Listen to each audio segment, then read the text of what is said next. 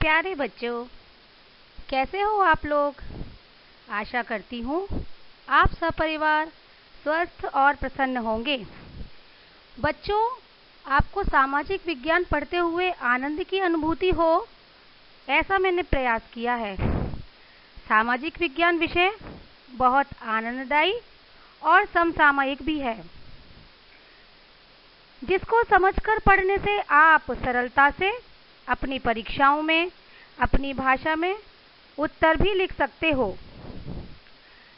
सामाजिक विज्ञान पर 2 पंक्तियां सुनाती हूँ आपको, ध्यान से सुनना। देते परिचय अपने विषय का सुनकर करना ध्यान, 4 विषयों से बना ये मिलकर सामाजिक विज्ञान, 4 विषयों से बना ये मिलकर सामाजिक विज्ञान। चलो अब एक बार ताली बजा दो और मुस्कुरा दो, जिससे पाठ पढ़ने में भी तुमको मज़ा आएगा। तो बच्चों, आज हम अध्याय 1 पढ़ेंगे, जिसमें भारत के संसाधन में मृदा और उसके निर्माण, इस महत्वपूर्ण टॉपिक पर चर्चा करेंगे। आपको पता है कि यह टॉपिक बहुत महत्वपूर्ण है और परीक्षाओं में इस विषय से संबंधित काफ़ी प्रश्न पूछे जाते हैं। तो क्यों ना आज हम मृदा और उसका निर्माण इस विषय पर पाठ पढ़ेंगे। तो चलिए, आज के इस पाठ में हम सीखेंगे मृदा यानी सॉइल का अर्थ और परिभाषा, मानव जीवन में मृदा का महत्व, मृदा का निर्माण और मृदा परिच्छेदिका।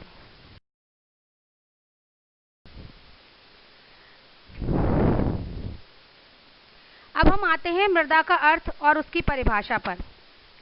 बच्चों, मृदा तो किसान की अमूल्य संपदा है। हमारे देश के आर्थिक विकास का भी प्रमुख आधार मिट्टी या मृदा है। मिट्टी एक बहुत सामान्य संसाधन है और हमारा समस्त मानव जीवन भी मृदा पर ही निर्भर करता है।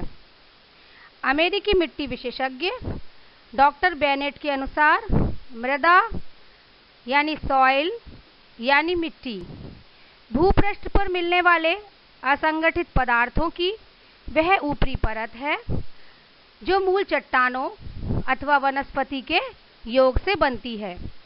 जैसा कि आप चित्र में देख सकते हैं कि ये मृदा कितनी उपजाऊ होती है और हमें बहुत सारे फल फूल वनस्पति और सामग्री हमें प्रदान करती है। तो चलिए, अब हम जानते हैं कि जो मृदा है उसका निर्माण किस प्रकार होता है, यानी ये बनती कैसे है। मृदा को एक नवीनीकरण संसाधन कहा जाता है, क्योंकि मृदा अगर एक बार समाप्त हो जाती है तो ये बराबर से बनती रहती है, यानी इसका नवीनीकरण होता रहता है। इसलिए हम मृदा को नवीनीकरण संसाधन कहते हैं। तो अब जानते हैं कि ये मिट्टी बनती कैसे है और मिट्टी के निर्माण में सहयोग देने वाले कौन कौन से कारक हैं। पहला कारक है मूल चट्टान और भूभाग का उच्चावच। जो भी मिट्टी बनती है, जिसका निर्माण होता है, उसकी जो मूल चट्टान होती है किस प्रकार की है, किस प्रकार के उच्चावच पर यह चट्टान पाई जाती है, उसके आधार पर ही मिट्टी का निर्माण होता है। और तरह तरह की मिट्टी का निर्माण होता है, जैसे काली मिट्टी, लाल मिट्टी, पीली मिट्टी और भी कई प्रकार की मिट्टियाँ, जिनके बारे में चर्चा हम आगे आने वाले वीडियो में करेंगे। दूसरा कारक है शैलों का अपक्षय। चट्टानों का अपने ही स्थान पर टूटना फूटना अपक्षय कहलाता है। तो इस प्रकार से जब चट्टानों का अपने ही स्थानों पर टूट फूट होती है तो बारीक कणों में परिवर्तित होकर मृदा या मिट्टी का निर्माण होता है। जलवायु की दशाएं। बच्चों, आपको ये तो पता ही होगा कि अलग अलग क्षेत्रों में अलग अलग प्रकार की मिट्टी पाई जाती है। तो जिस प्रकार की जलवायु जिस क्षेत्र में पाई जाती है, उस जलवायु के आधार पर ही उस क्षेत्र की मिट्टी का निर्धारण होता है। और चौथा बिंदु है पेड़ पौधों और जीव जंतुओं का अवशेष। पेड़ पौधे और जीव जंतु, उनके जो अवशेष होते हैं, वो भी मृदा निर्माण में एक प्रमुख कारक के रूप में योगदान करते हैं। तो हमने इसमें पढ़ा मृदा निर्माण में सहयोग देने वाले कारक, मूल चट्टान और भूभाग का उच्चावच, शैलों का अपक्षय, जलवायु की दशाएं, पेड़ पौधों और जीव जंतुओं का अवशेष।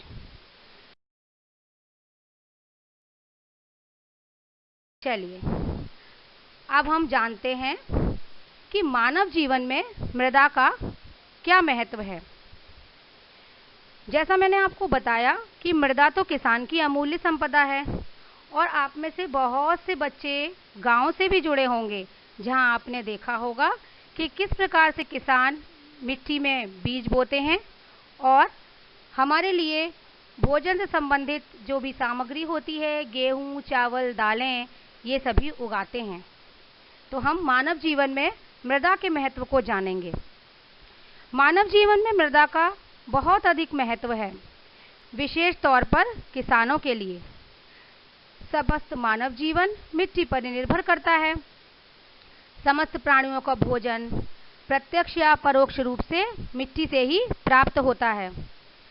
हमारे वस्त्रों के निर्माण में प्रयुक्त कपास, रेशम, जूट और ऊन प्रत्यक्ष या अप्रत्यक्ष रूप से हमें मिट्टी से ही मिलता है। जैसा कि आप इस चित्र में देख सकते हैं कि कितने सारे रंग बिरंगे फल, सब्जियां, ये सब हमें मिट्टी से ही प्राप्त होते हैं। और घास खाती हुई भेड़, क्योंकि भेड़ से हमें ऊन की प्राप्ति होती है, इसलिए ये भी हमें मिट्टी के द्वारा ही प्राप्त होता है।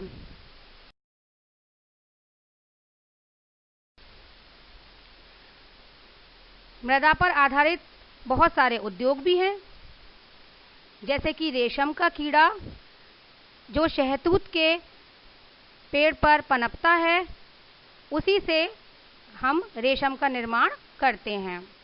तो ये अप्रत्यक्ष रूप से मिट्टी से ही बनता है। देखते हैं ना हम कितने सारे रेशमी वस्त्र पहनते हैं, वे सभी हमें मूल रूप से मिट्टी से ही प्राप्त होते हैं। बच्चों, देखिए, जड़ी बूटियां जो कि पेड़ पौधों से प्राप्त होती हैं, औषधियां प्राप्त होती हैं, उनसे बहुत सारी दवाइयां बनाई जाती हैं और जो बीमारों का इलाज करती हैं। तो इस प्रकार से हमारा स्वास्थ्य सुधारने में भी मिट्टी का योगदान है। एक और चित्र में हम देखेंगे गन्ने से शक्कर बनाना। बच्चों, गन्ने का उत्पादन भी मिट्टी के द्वारा ही होता है और इससे शक्कर बनाने का उद्योग डेवलप होता है। तो इस प्रकार से हमने देखा कि मिट्टी पर आधारित बहुत सारे उद्योग होते हैं और ये सभी हमारी अर्थव्यवस्था को भी आगे बढ़ाने में योगदान देते हैं। हमारा पशुपालन उद्योग, कृषि और वन उद्योग मिट्टी पर ही आधारित हैं। इस प्रकार मिट्टी हमारे जीवन का प्रमुख आधार है। विल्कॉक्स महोदय ने कहा था कि मानव सभ्यता का इतिहास मिट्टी का इतिहास है और प्रत्येक व्यक्ति की शिक्षा मिट्टी से ही प्रारंभ होती है। तो आपने जाना कि मिट्टी पर कौन कौन से उद्योग आधारित होते हैं।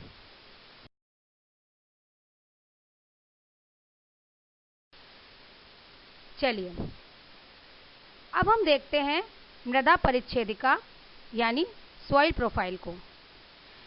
हमें जो मृदा या मिट्टी पृथ्वी के ऊपर दिखाई देती है, उस मृदा की भी बहुत सारी परतें होती हैं, जैसा कि आप चित्र में देख रहे हैं।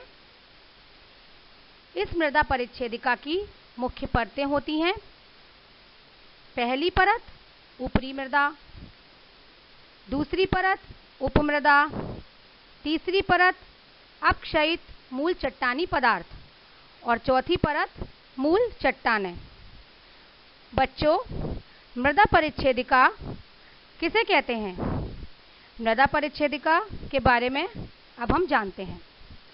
पूर्ण विकसित मृदाओं के लंबवत परिच्छेद या कटान में गठन, रंग और परतें एक के ऊपर एक बिछी होती हैं, जैसा कि आप इस चित्र में देख रहे हैं। मृदा की इन परतों के विन्यास को ही मृदा परिच्छेदिका कहते हैं। आप इस चित्र को ध्यानपूर्वक समझें और इसे बनाने का अभ्यास भी करें, क्योंकि यह भी परीक्षा की दृष्टि से अत्यंत महत्वपूर्ण है और चित्र को सुस्पष्ट नामांकित रूप से बनाने पर आपको पूर्ण अंक भी प्राप्त होते हैं। तो मृदा परिच्छेदिका को ध्यान से समझिए और इस चित्र को भी आप ध्यान से बनाने का अभ्यास कीजिए। जैसा कि अभी मैंने आपको बताया, पहली परत ऊपरी मृदा। आप इस चित्र में देख रहे हैं कि मृदा की जो ऊपरी परत है वही वास्तविक मृदा की परत है, जिसमें ह्यूमस भी पाया जाता है।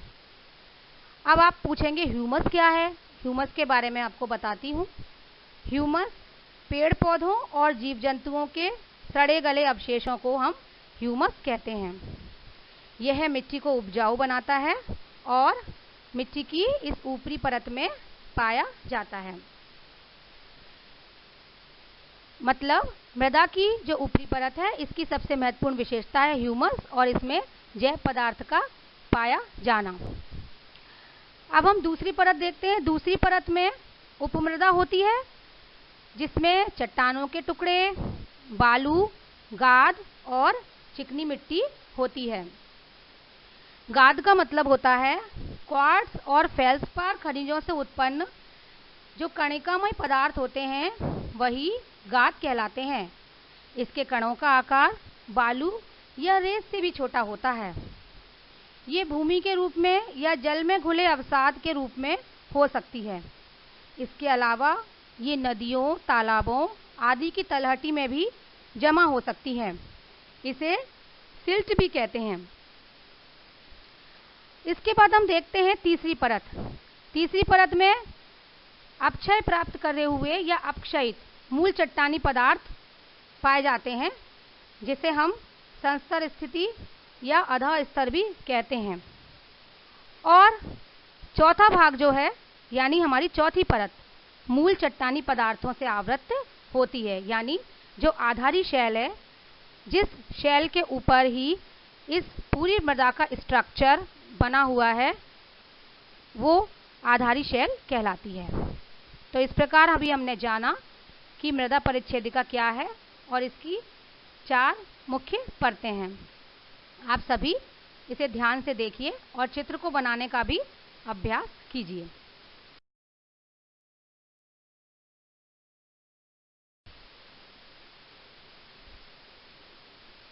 बच्चों, आज के इस पाठ में हमने क्या सीखा? आपके लिए अभ्यास हेतु कुछ प्रश्न देती हूँ। आप सभी इन प्रश्नों को नोट करेंगे और अपनी कॉपी में इनके उत्तर लिखेंगे, जिससे आपको अभ्यास होगा और आप परीक्षा के लिए भी सामग्री तैयार कर सकते हैं। प्रश्न 1, मृदा किसे कहते हैं? प्रश्न 2, मृदा को परिभाषित कीजिए। प्रश्न 3, मानव जीवन में मृदा का क्या महत्व है? प्रश्न 4, मृदा निर्माण के कौन कौन से कारक हैं, लिखिए। और प्रश्न 5, मृदा परिच्छेदिका किसे कहते हैं? प्रश्न नंबर 6, मृदा परिच्छेदिका का नामांकित चित्र बनाइए। बच्चों, इन सभी प्रश्नों को आप ध्यान से अपनी अभ्यास पुस्तिका में नोट कर लीजिए और इन सभी के उत्तर इस वीडियो के आधार पर अवश्य लिख करके अपने शिक्षक को दिखाइए। व्हाट्सएप के माध्यम से भी आप उन्हें उत्तर लिखकर भेज सकते हैं और इनका अभ्यास कर सकते हैं। ये मृदा से संबंधित बहुत महत्वपूर्ण प्रश्न हैं। तो बच्चों,